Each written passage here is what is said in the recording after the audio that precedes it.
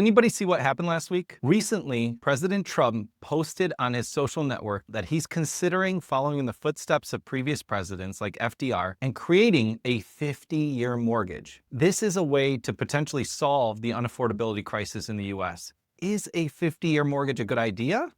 Is the 30-year mortgage a good idea? We're going to take a look today and find out. So mortgages were created in the 1950s as a way to help soldiers that were coming back from World War II to get into a house. Today, 90% of mortgage goers have a 30-year fixed mortgage. Why is it the standard? If I'm getting a 30-year fixed mortgage, I can afford to buy more house than I would if I was getting, let's say, a 15-year fixed mortgage where the payment is quite a bit more. But here's what most people don't understand about how these payments actually work. When you make your monthly payment, it's split between two things: principal, that's paying down what you borrowed, and interest, that's the bank's profit. In the early years of any mortgage, almost all of your payment goes towards interest. But as time goes on, that flips. More goes towards principal. The question is, how long does it take for that flip to happen? Let's take a look first at the 30-year mortgage. Imagine that you borrow $500,000 on your house and you're going to pay 6.22% interest. Your monthly payment is going to be $3,068 approximately. So initially, most of the payment, 90+% of the payment is going towards interest. Very little is going towards principal. And usually around year 19 is when the principal and interest payments start to switch, meaning more of the payment is principal and less of it is interest. Okay. Now let's take the 15-year loan as a comparison point. In the 15-year mortgage scenario, a $500,000 mortgage at 15 years at 5.5% interest, the payment is $4,085. Now, why would anybody do this when you can get a 30-year mortgage at $3,068? Well, because in this scenario, not only do you have a lower interest rate, but you're going to pay off the loan much, much faster. Even though it's $4,085, by year 2.5, more than half of that payment is going towards principal. That's right, you heard me. You're actually getting to pay off the loan much, much faster. So let's compare these loans side by side, the 15-year, the 30-year, and then the proposed 50-year option that President Trump was essentially talking about. So in the $500,000 mortgage scenario, a 15-year at 5.5% interest will have a $4,085 payment. The income needed to qualify for that payment would be $147,000 a year. Over the life of that loan, you're going to pay the $500,000 mortgage plus an additional $235,375 of interest. So essentially the house is going to cost you roughly $735,000. And by year 12, which is typically the year that most people move and go out there and get a new mortgage, you'll have built up $364,000 of equity in that house, meaning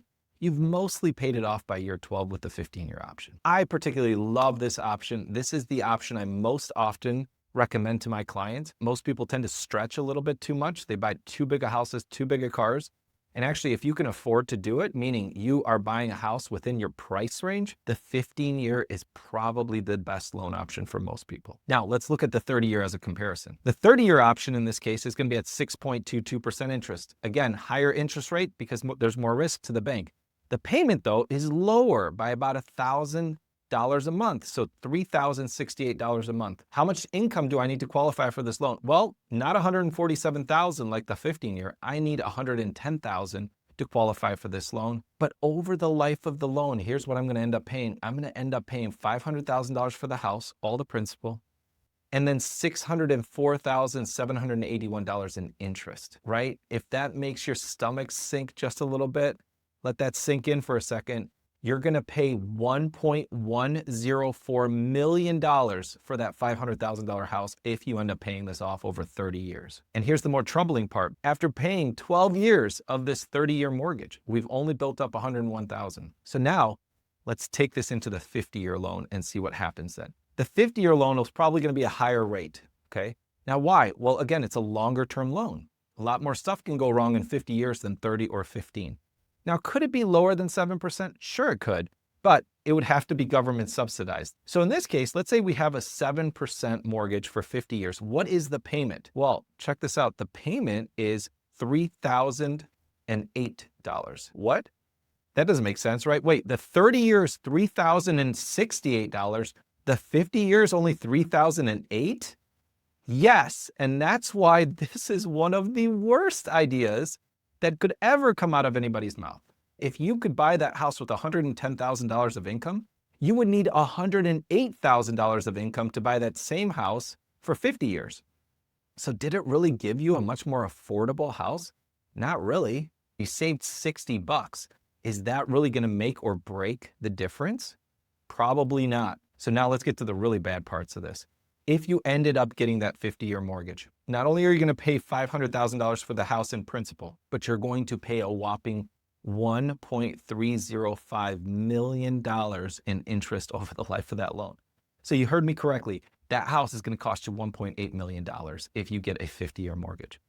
Most importantly, in 12 and a half years, when you're ready to move and get your next house, you've only paid $20,612 in principal, which is why the 50-year mortgage makes no sense. Now, I want to be super clear on this, okay? I am not a Donald Trump hater. I'm not here to tell you that he doesn't know anything. This guy went to the Wharton School of Business. He's an economics major. I don't think he's stupid. However, this is just a dumb idea. And when we have dumb ideas, we should just call them out. Now, right after this tweet came out, Pulte Homes decided to take this tweet and essentially retweet it out there. And then a bunch of people picked up this idea and thought this was a great idea. That's why I'm creating this video. I'm hoping many of you look at this and see it for what it is. So let's recap for a second as to why the 50-year mortgage is not a good idea. Number one, the 50-year mortgage does very little to solve the unaffordability crisis. You're only getting a $60 reduction in payment. If you can't afford the house with a 30-year, you're probably not going to be able to afford it with a 50-year. Number two, you end up paying more interest. The 15 years 5.5%, the 30 years 6.22%.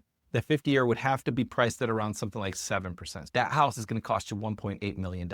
Number three, after 12 and a half years, when we know most people move, with a 15-year, you've built $360,000 of equity. With a 30-year, you've got about $100,000. With a 50-year, you've only got $20,000 worth of equity. So if your house value drops by whatever percentage, even something small like 2 or 3%, you could literally be underwater, owing more on the house than it's worth. This is why a 50-year mortgage is not a great idea. You want to agree with me? Give me a thumbs up, give me a like. If you disagree, give me a thumbs down. Tell me why you think the 50-year is a great idea. Show me the math. If I'm not seeing something, I want to know all about it. Hit me up in the comments and we'll see you in the next video.